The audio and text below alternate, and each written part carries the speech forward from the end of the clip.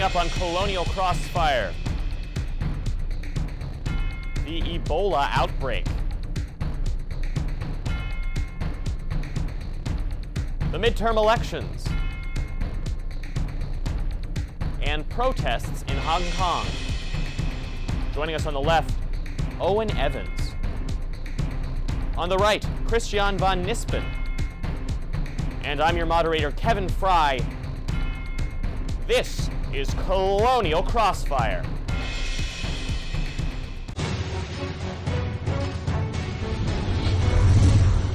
Welcome to Colonial Crossfire. Nearly 5,000 dead. Ebola continues to ravage West Africa with no sign of slowing down. Now people have become infected outside the continent, including in Spain and the United States. Earlier, I sat down with Dr. Julie FISCHER, an associate research professor in the Milken Institute School of Public Health, to discuss measures being taken to battle the disease. All right, Dr. FISCHER, so let's start with the very big question that's on everyone's mind. We've seen mass hysteria in the media. What is the true risk of a widespread outbreak of Ebola here in the United States? So despite the events of this week, we still feel that the risk of a widespread Ebola outbreak is extremely low. In the U.S., we do have good health care. We have good infection prevention and control measures. We can't rule out that there will be more individual cases and even small clusters as travelers and potentially healthcare workers come into contact with people who are infected. But in the U.S., the risk of coming into contact with a person with Ebola virus disease is still extremely low. And you mentioned the events of the past week. We've now seen at least 2 cases at that Texas hospital where people have become infected with the virus. And there are questions now about how prepared that hospital was, whether or not they have the appropriate gear and the nurses have the appropriate training. The CDC director said that originally the hospitals are prepared, but are they really here in the United States? I think that what we're seeing now is the gap between the ability to review protocols and look on paper at practices, and then the ability to really carry them out in a way that leaves health workers both confident and feeling that they have really mastered all of the skills that are involved in infection prevention and control for Ebola virus disease.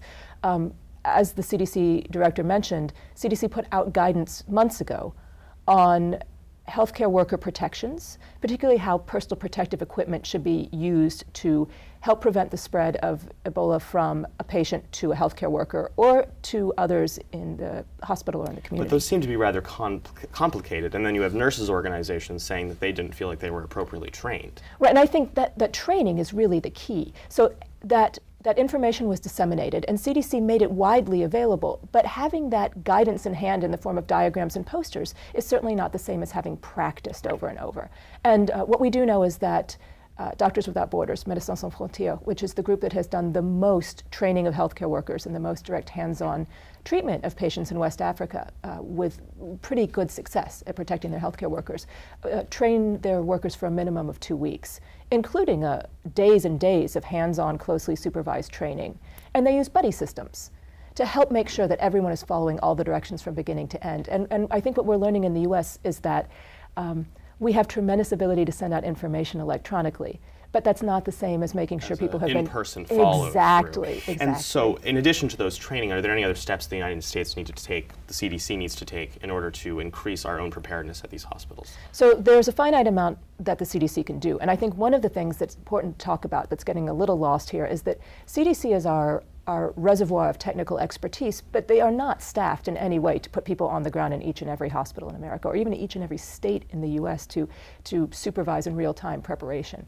So what CDC needs to do now is really make sure those state and local health departments, who will ultimately be responsible for making sure that institutions in their states and their communities are prepared, have the information that they need, and that we start training as many people as we can using the lessons learned from the hospitals in Georgia and in Nebraska that have had experience in caring for Ebola patients. So that then, in the case that obviously not widespread outbreak, but that more of these clusters might pop up, that we are prepared to deal with it then in those situations. Absolutely, and that the people on the ground are confident, that they know what to do, and that they've practiced before they're in a high-stress situation, taking all the actions they need to do to care for patients safely. Turning now to Africa, which is of course where the hotbed of all of this, thousands of cases of people dying and also thousands of actual cases of the Ebola itself. Mm-hmm.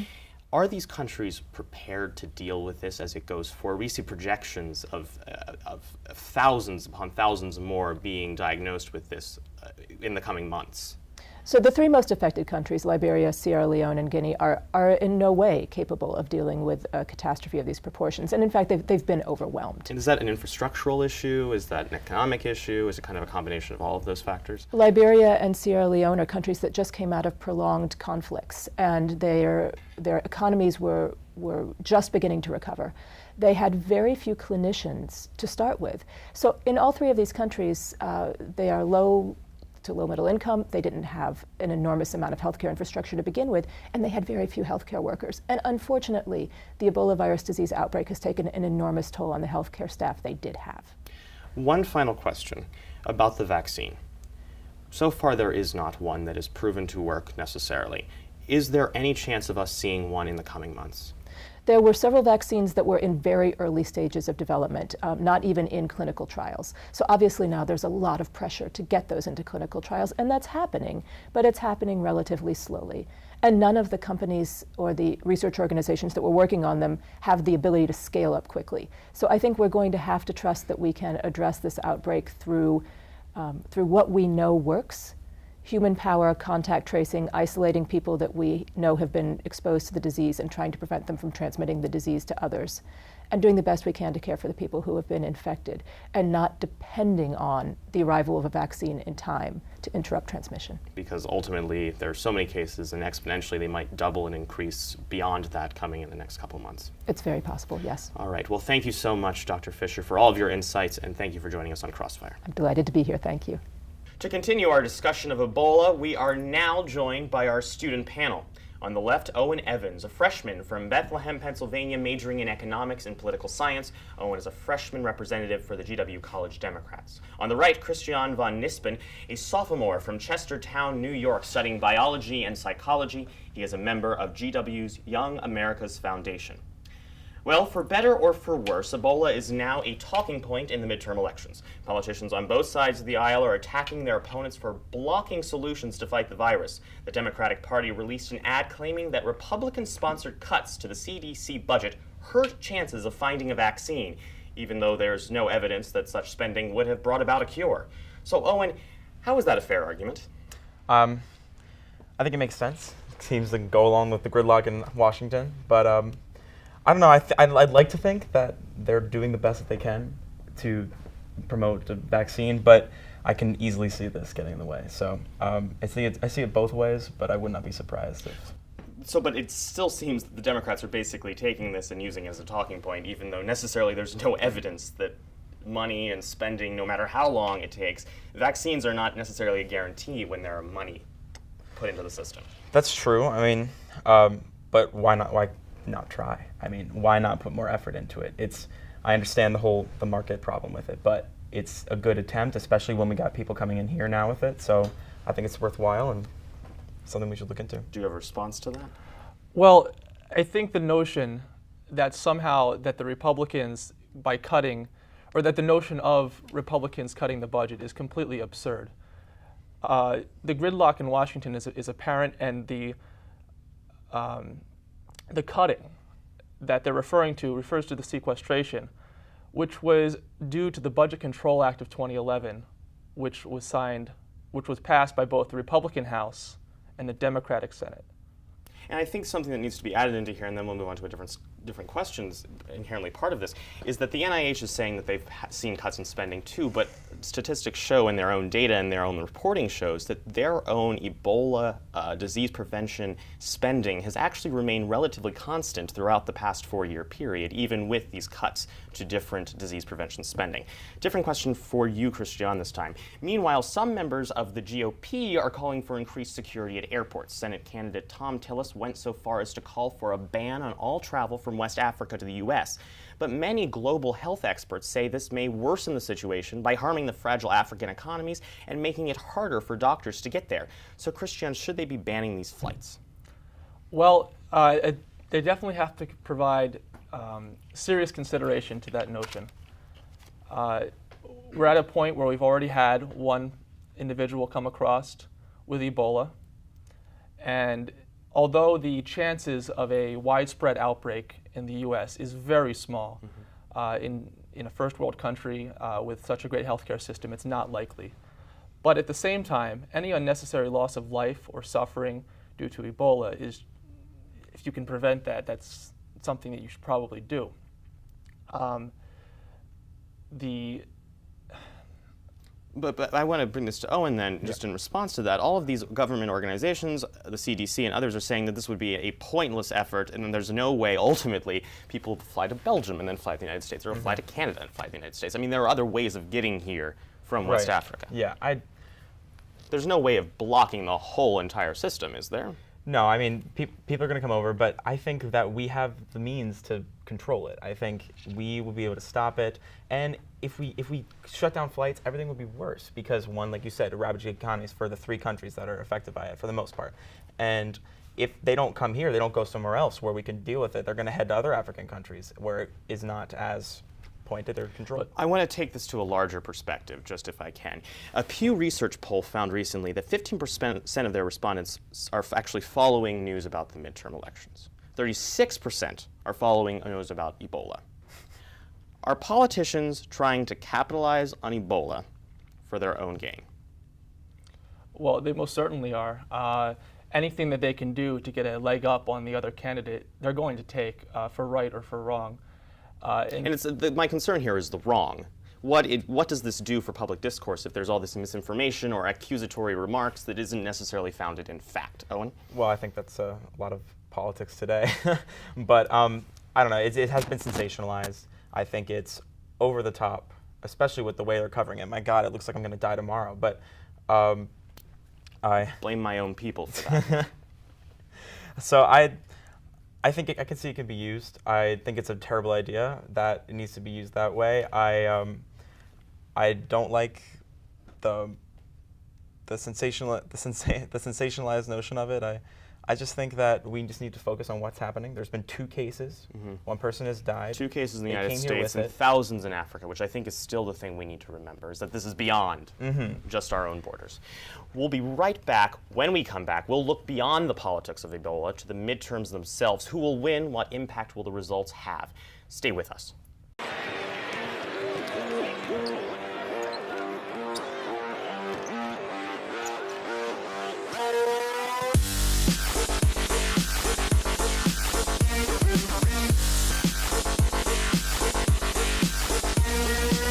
Buzz started for me out on the line outside of the Barclays Center. You know, a lot of GW alumni filtering in. I'm just so proud to be an alumni and be a part of this movement. There hasn't been a team like this in 7, 8, 9 years. I'd say we probably have over 1,000 people here, and you can feel the energy. I graduated in 1991. I graduated in 2009. I graduated in 2005 from the Elliott School. The School of Medicine and Health Sciences. From the Columbian College. If you want a place to be in the world tonight, it's right here with all of our alumni, students, parents, friends of the George Washington University. It's just important to have a community that supports our student athletes. I love this team, and I'm proud to support it.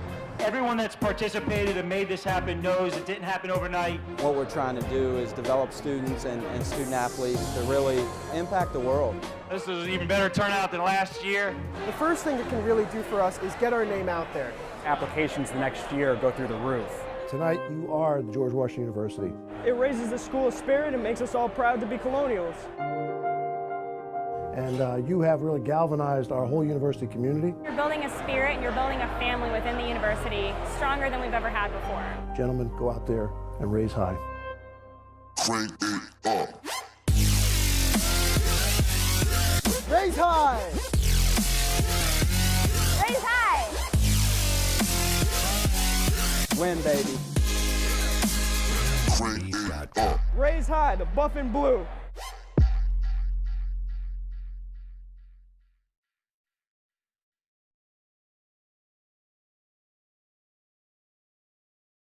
Welcome back. The midterm elections are only a few weeks out, and it appears likely that Republicans will take control of the Senate. President Obama's low approval ratings remain a major concern for Democrats.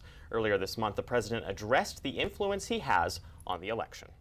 Now, I'm not on the ballot this fall, but make no mistake, these policies are on the ballot. Every single one of them.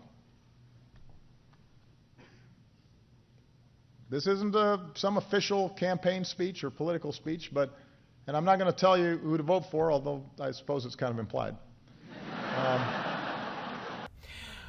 Christian, turning to you first. What impact will Obama's ratings have on the midterm elections? Well, Obama says his policies are on the ballot, but he should probably wish they weren't. For right or for wrong, his approval rating due to his policies is about 39% right now, which is quite similar to what George W. Bush's was in 2006. It's the Washington Post poll recently showed it at 40%, which is his lowest ever. Right. And it's so similar to George W. Bush in 2006, when the Democrats started overwhelmingly taking over the Congress. So it's not so much a question of if it will happen. It will happen. Not to mention that in this upcoming election, there are 24 Democrats up for re-election, but only 21 Democrats and 15 Republicans. So the Democrats have many more seats to defend in the first place. Much more to lose, and ultimately it seems many more to lose when the actual results come in, Owen. Well, I think the Republicans definitely have an advantage. We're hoping for the Senate, but but if we don't, I think it's going to be an interesting turn for the Republican Congress and for President Obama itself. Honestly, like, if we look at it, sit back, maybe more things will get done. Maybe not the way that I like them, but if we look at it from the whole, they'd have to definitely work together more. And so there might perhaps, and this is, and one of you can agree or disagree with this, there might be less gridlock within Congress itself. Yeah. But will there be less gridlock down Pennsylvania Avenue? I think there's going to have to be, seriously. Well, I mean, you're going to have one of two things is going to happen. Either, number one, the Republicans are going to pass as many bills as they want, and they're going to force Obama's hand, because Obama's only had to issue 2 vetoes in his whole term, because Harry Reid has pretty much served as Obama's veto. The only president to have less vetoes than President Obama is James Garfield. It's going back in history a little bit. And he was only in office for, what, 200 days? So that's one option that they might employ. The other option is they might just stall for the next 2 years, almost purposefully, and this would be good for their politics, but not so great for the country, which wouldn't really make it right. But they might just stall, drag his approval rating down as far as possible, and decrease any chance of a Democratic victory in the White House in 2016. Well, because that's the question. So looking at 2016, obviously you're suggesting that if they were to do the stalling mechanism, build upon this lame duck status for Obama, we're looking at a Republican nominee for the president. But at the same time, I'm not seeing any Republican nominees really biting for the taking the lead as much as perhaps Hillary Clinton has unofficially become the candidate of choice. Owen? Rephrase that again? Like, so what would be the 2016 prospects? Oh, okay, for the Republicans? As a result of what might happen at the midterm. Okay, well, I'm just thinking. Like I said, I think they're going to have to work together. I think Obama's going to have to do something. He doesn't. It's not like he wants the country to go down. Like he needs to move forward. I'd like to think that no one in this city would like to see the country go down. But what is the perspective for 2016? Well, I think obviously Hillary has her momentum going. I think she's an unstoppable train at this point in time. I mean, with the other candidates that they have at the moment, I still think that Hillary's binding. She's got women. She's got the Democratic coalition still around her. Republicans, who is the person of choice? Well, obviously not one particular candidate's come out as sort of being a favorite at this point. I think Rand Paul has made a lot of moves, especially if you look at what he's done in Ferguson, and he's trying to reestablish the image of the Republican as not just for the rich corporate person, but the party of many people. And so it really appears that he's positioning himself for an eventual run. For the office. In addition, I know Ben Carson has actually come out and said that he's very interested and he hasn't decided yet. So he could be an interesting candidate because he's obviously out of the sphere of Washington politics, and he's just a neurosurgeon. All right, we're going to have to wrap it there just for time's sake, but we're going to move on to some rapid fire, some quick answers to some quick questions. We'll start with Hong Kong. Following China's decision to deny Hong Kong's fully free election, pro-democracy protesters took to the streets. The protests have raged in the streets for over a month now. Owen, do you think the protests have a chance of making a significant impact on democracy in Hong Kong? I don't think so. I think it's a great step. I think it's good for the protesters. I just don't think it'll have a lasting impact, especially people have lives. They're going to move on. They have more things to do, and we're already seeing it dissipate. So it's sad, but I think it was a good step for the Hong Kong people. Christian. Well, I agree. It's absolutely essential that they're all protesting. It's completely ridiculous what their government's doing. But I don't know. I mean, it might be different. You know, here in America, we tend to let things go and not worry about it and not protest. But perhaps if they don't let up, perhaps there's a chance that the Chinese government will say, okay, fine, we might give you some concessions. And this could build over time slowly. Wendy Davis's wheelchair. Wendy Davis, the Democratic candidate for Texas governor, defended a controversial advertisement referencing her opponent's disability. Take a look. A tree fell on Greg Abbott. He sued and got millions. Since then, he's spent his career working against other victims. So, Christian, has this effectively killed her campaign? Well, as if it needed to be killed anymore in the first place. I mean, she had an uphill battle to start with, trying to run for a Democratic or as a Democrat in Texas. Right. And her numbers were already so low before that, and after that ad, Democrats are even coming out and condemning it, so her chances are so low at this point. Owen? Well, I'm not a huge fan of negative campaign ads, period, but that was seemingly a low blow. A little bit low. And I don't know, I'm not helping. I'm not pro wheelchair ad, but I don't know. She did what she felt she had to do. I don't necessarily agree with it, but it seems her campaign is dead. Yeah, I wouldn't argue with that. So. Okay. Final rapid fire. The UK Parliament voted to officially recognize Palestine as a state in an overwhelming majority. The effort is hopes to aid a two-state solution going forward. Owen, should the United States follow suit? I think that was more of a ceremonial thing. I think it doesn't really show anything. I totally think that we have, even if we don't go out and do that, we should definitely promote talks. That is a good way to get the conversation started. If we do that, I think it's great. If we don't, I don't think it's the beginning or the end of the discussion. Christian? I think it's ludicrous to recognize any so-called country whose de facto government is a terrorist organization, and whose charter specifically states that its plan is to eradicate Israel, which is one of our allies. It would be absolutely ludicrous for us to follow suit on that action. All right, and that, unfortunately, on that solemn note, is going to be our final word today on our debate here on Crossfire. After this break, before we go, I want to thank both of you for joining us. And after this break, Spilled Milk, our wrap-up of late night comedy. Please do stay with us. The George Washington University, at the intersection of policy, practice, and research, connecting all that Washington has to offer with an intellectual environment that drives progress, transforming vision into action, offering learning experiences that are rigorous, real-time, and real-world. In a city shaping the future, George Washington is a place where faculty and students don't just study the world, they work to change it. Welcome back. During our panel discussion, a team of fact-checkers was monitoring our debate. Andrew Desiderio joins us now to fill us in on what we missed. Andrew? Thanks, Kevin. Turning to Owen first, he said that it would, quote, make sense that the Republican-led budget cuts to the National Institute of Health could have interfered with the development of a vaccine. However, as Kevin mentioned, there is no proof that such spending would have brought about a cure. Many drugs take a decade or even more to get from the lab to the pharmacy. Turning now to Christian.